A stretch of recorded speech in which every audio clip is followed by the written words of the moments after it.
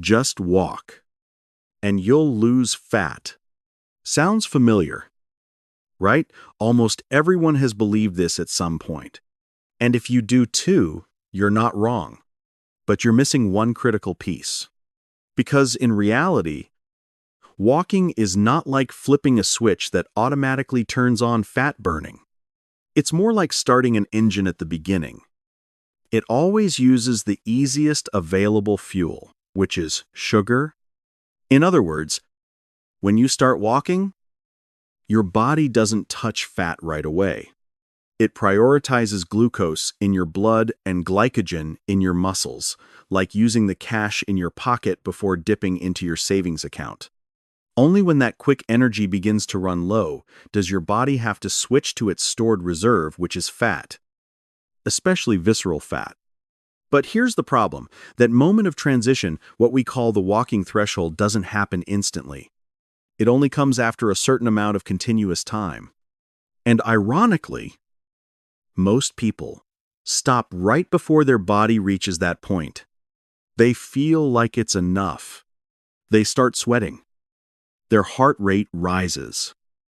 Their smartwatch shows calories burned, and they assume fat loss is happening. But what's actually happening? The body is still in sugar-burning mode. That's why you can walk every day, for weeks, even months, and still see almost no change in belly fat. So the real question isn't, are you walking or not? It's, have you walked long enough for your body to be forced into burning fat? In this video, we'll break down exactly what the walking threshold is, the metabolic turning point that changes everything, and more importantly, how to cross it in a simple and effective way. Stay until the end, because you might realize you're not lacking effort, you're just stopping right before your body begins to change. Part 1. The initial phase. The body always burns sugar first. When you begin walking, the first thing your body does is not burn fat, but activate a biological priority system that has existed for millions of years. It always chooses the fastest available energy source, which is glucose in the bloodstream and glycogen stored in the muscles. This is not a flaw, it is a survival mechanism. According to research in exercise physiology, particularly studies published in the Journal of Applied Physiology, during the early minutes of physical activity, most energy is derived from carbohydrates because they can be mobilized and converted into energy much faster than fat. Simply put, sugar is like cash, immediately usable. While fat is like savings, it takes time to access and utilize. A review published in Sports Medicine shows that within the first 5 to 15 minutes of low to moderate activity, the majority of energy comes from glucose, while fat contribution remains relatively low. This explains a very common experience people walk daily. Feel their body warming up, start sweating, notice a slight increase in heart rate, and assume they are burning fat. But in reality, the body is still operating in a sugar-burning mode. The problem is perception. A behavioral survey on exercise habits found that most participants associate sweating and elevated heart rate with fat loss. However, biologically, these signals do not guarantee fat is being used. The body only begins to rely on fat when quick energy sources start to decline and the metabolic system is forced to shift. Imagine someone walking 10 minutes every morning before work. They feel active, even refreshed, but metabolically, they are mostly burning energy from their last meal. The visceral fat they actually want to reduce has not even been accessed yet. Part 2. The main mistake. Stopping right before the metabolic switch. This is where things start to go wrong, even when you believe you're doing everything right.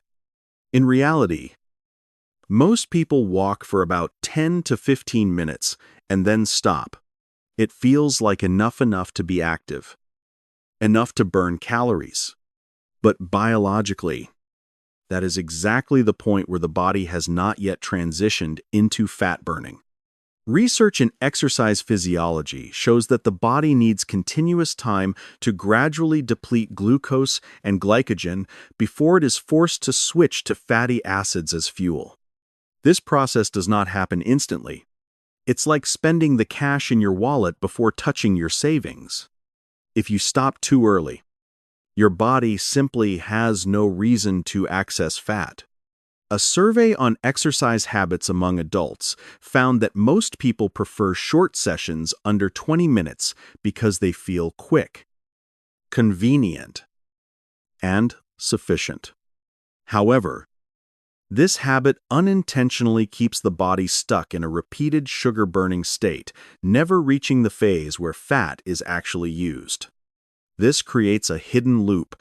You are active. You are burning energy. But your belly fat does not change. Imagine someone who walks for 12 minutes every evening after dinner. They maintain this habit for weeks, even months. They feel consistent, disciplined, and responsible. But metabolically, every session ends while the body is still in the sugar-burning phase. As a result, the fat-burning signal is never truly activated. What's important to understand is this: it's not a problem of motivation or discipline. In fact, many of these people are quite consistent. They simply don't realize there is a metabolic threshold they need to cross, and they keep stopping right before reaching it. Put simply, you're not lacking effort. You're just stopping too early, right before your body is forced to change its fuel strategy. Part 3. Metabolic switch. When the body starts burning fat. So, what actually happens if you don't stop?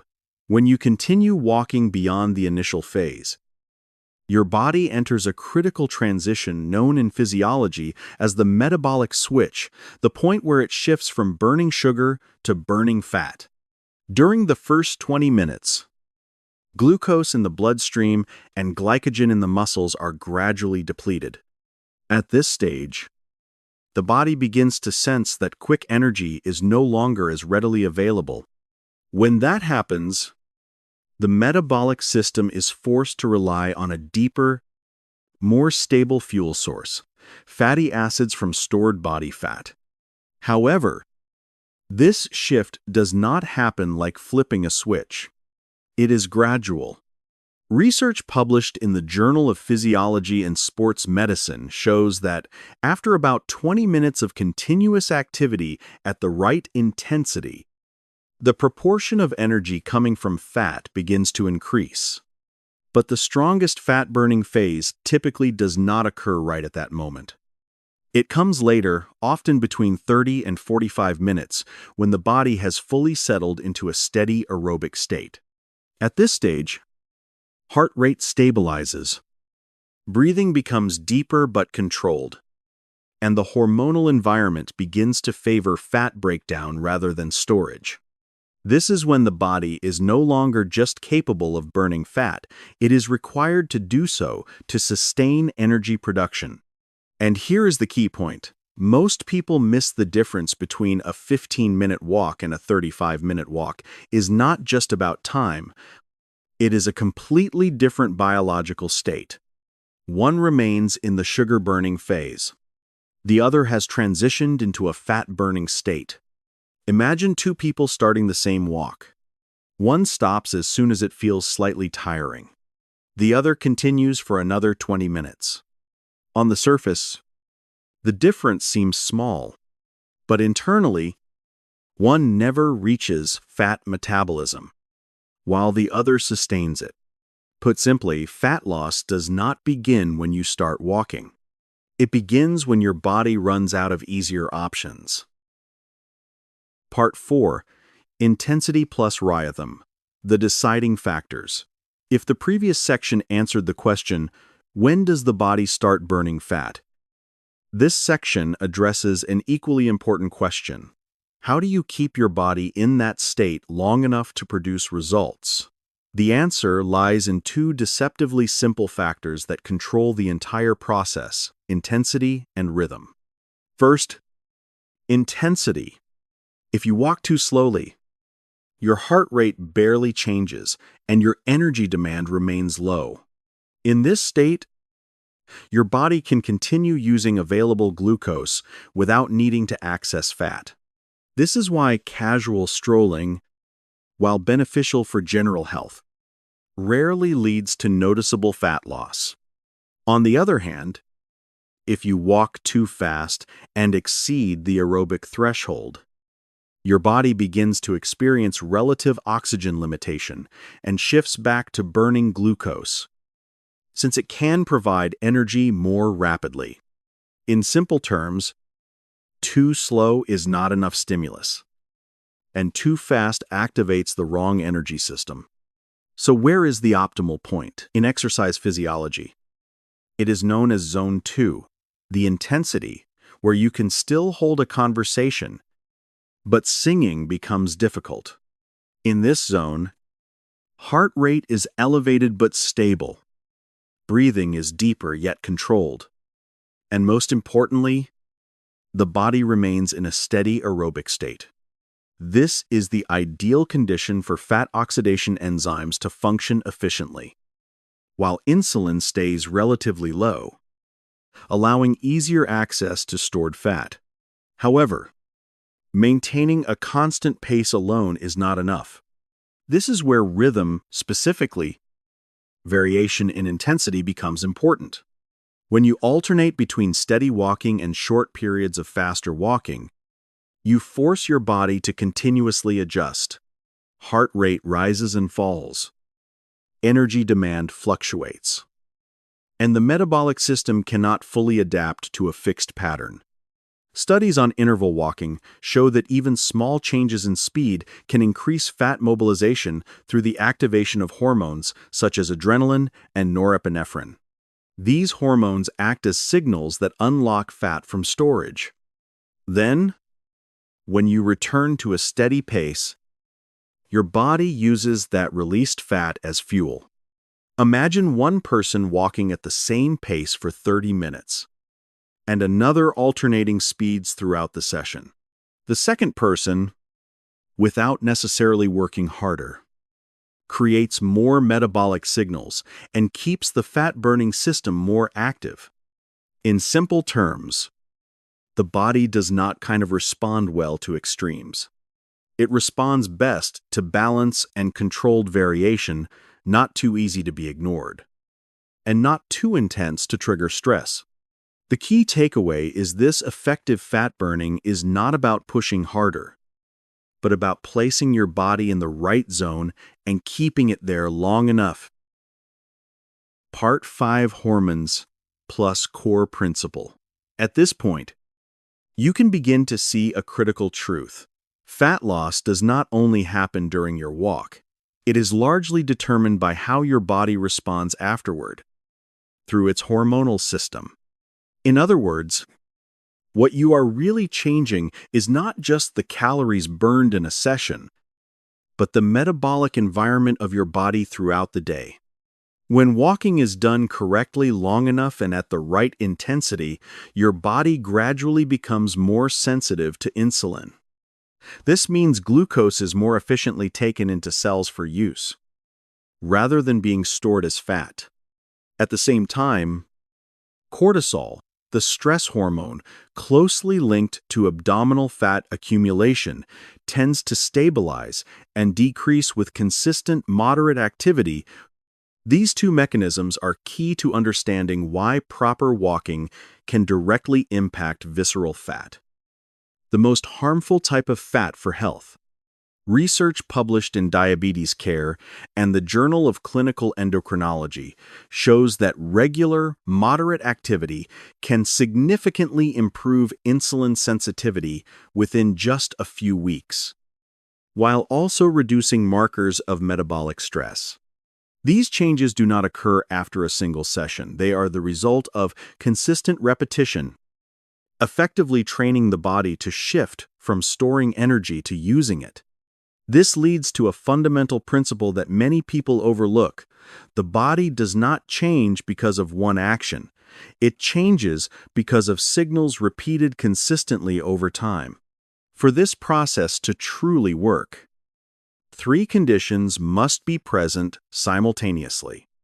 First, the duration must be long enough to move past the sugar-burning phase and enter fat burning. Second, the intensity must be sufficient, not too light, not too extreme, to create enough energy demand for fat mobilization. Third, the habit must be repeated consistently, so the hormonal system has time to adapt. If even one of these is missing, results become minimal or invisible. You may be active, but if your sessions are too short, the body never switches to fat.